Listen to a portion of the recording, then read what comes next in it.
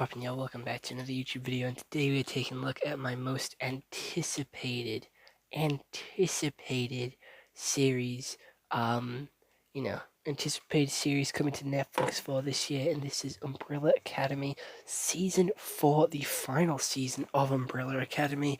And I have been waiting so long for this one. I have been waiting so long for this one, and I was so excited when it first came out. I got up at 8, I had a shower, I then finished my shower, finished my breakfast, finished my coffee, finished all that, even made myself some chocolate milk, and I sat down at 9 o'clock ready to watch this season. And this season is quite strange because the first 3 seasons had 10 episodes each. However, this one had 6. So it had 6 hours of content in total. So I finished it by 2:30 in the afternoon. So it took me pretty much the good portion of a day, but I finished it, and I was so gassed that I finished it. And Umbrella Academy does have a 7.9 out of 10 on IMDb, a 7 out of 10 from ING, and 86% on Rotten Tomatoes. You can check this out on Netflix, and the sort of story for this fourth and final season is that 5 years after Allison had reset the timeline yet again without them having their powers, Luther was a stripper, pretty much, and Ben was in prison. He's recently come out. Klaus is basically scared of living, and Allison wants to be a sort of movie star, and she isn't using her powers, and she's slowly rising up the ladder to get into places. And Diego married the girl, I forgot her name, and then Victor now owns a bar in Canada. They all get together for the birthday of their child, and Ben basically spikes their drink with this superhero potion, which gives them all their powers back. But it also gives them new twists to their power. Because Vanya, no, forgot her name. The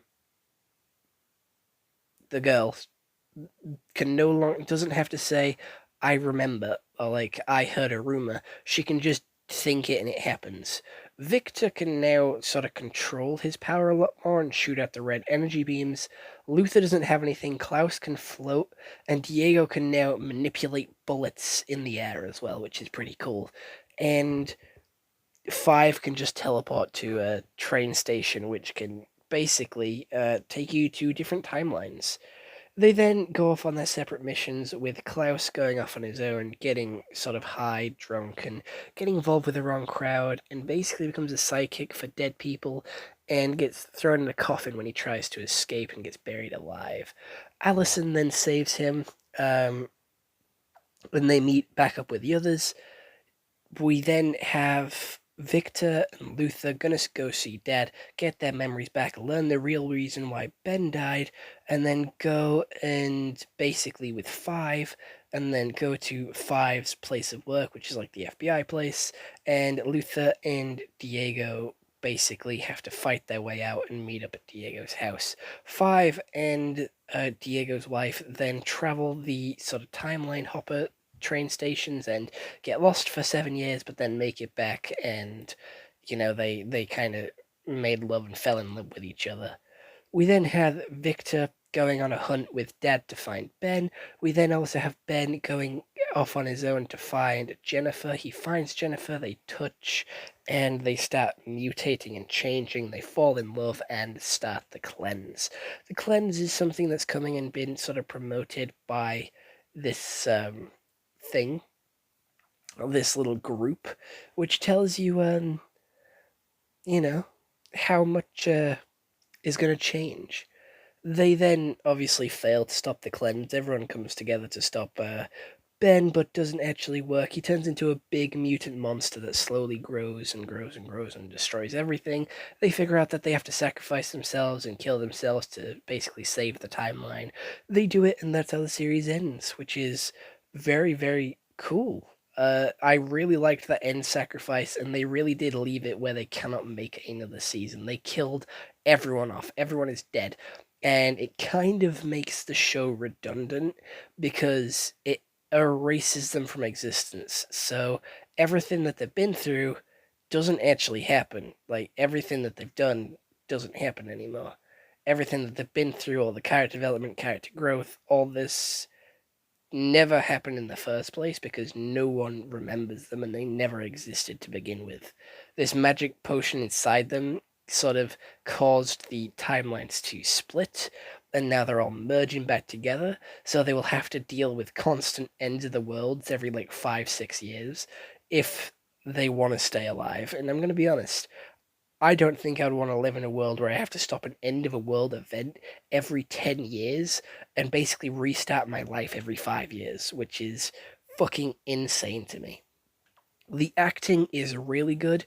With 4 less episodes, the story felt really concise, really focused, and really good. And was very heavily like law filled, and everything happened for a reason. There was no filler. However, it did feel like they made Luther and Diego very stupid and very comic reliefy in this season, which I don't really like. I feel like over the course of the seasons they made Luther and Diego more comic reliefy and more stupid and funny, rather than Diego being like the Raphael archetype with like the rough, aggressive sort of personality, and they sort of turn them into more of like Klaus's, or like a diluted version of Klaus, who has always been my favorite character. Diego has always been my second favorite, and I don't know. I feel like they didn't get their sort of fair share of justice. I'm going to be honest. I kind of felt like that those two characters sort of went down the drain a little bit, but the character connections through the other characters and like how they're sort of like new life without powers has changed them, they always come back as well. Like they always like they always find a way to separate and not see each other for so long, and then have to sort of have that sort of family reunion, which no one ever likes to do in this show. They always do it. They always come back.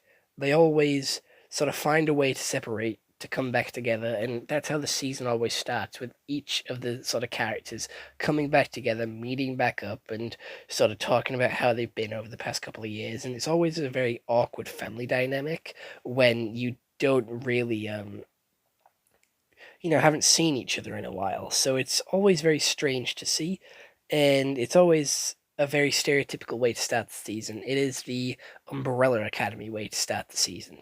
It with like no one seeing each other. Acting's good. The story is also really good in this one. I don't think the villains were that strong, and the sacrifice at the end did make me cry. I did cry watching the end one because obviously it's my favorite characters. It's my dudes. It's my guys. It's my boys. I've been with these guys for so long, and they're just sacrificing themselves for the greater good. It was so beautiful, and they did it in such like a Umbrella Academy way, where the family again is a very dysfunctional, argumentative family. So they didn't want to sort of talk about the good times they had. They just wanted to get on with it and get it over with. And they ended up sort of taking the piss out of each other and having a good old laugh by the end of it. They wasn't really talking about the good times. They were having fun with it and being their normal, usual selves, which I feel like is the best way to go out, rather than reminiscing and making yourself wish that you didn't have to go. Just have fun, have a laugh, make it exciting, make it a new adventure. And they did say maybe we'll see each other again, so maybe they can write something to bring it back if they ever do want to make another season. However, we have been told that this is the final season, but there could be a spin-off or a different sort of season, or like a revamp or a remake in a couple of years. I'm not too sure, but as it stands right now, I think it was a solid season and one of my personal favorite seasons as well. Again, I loved the Klaus storyline. However, I didn't understand why he went back or what his motives were. He got his powers given back to him and he just relapsed, but I don't know why he went to the bar.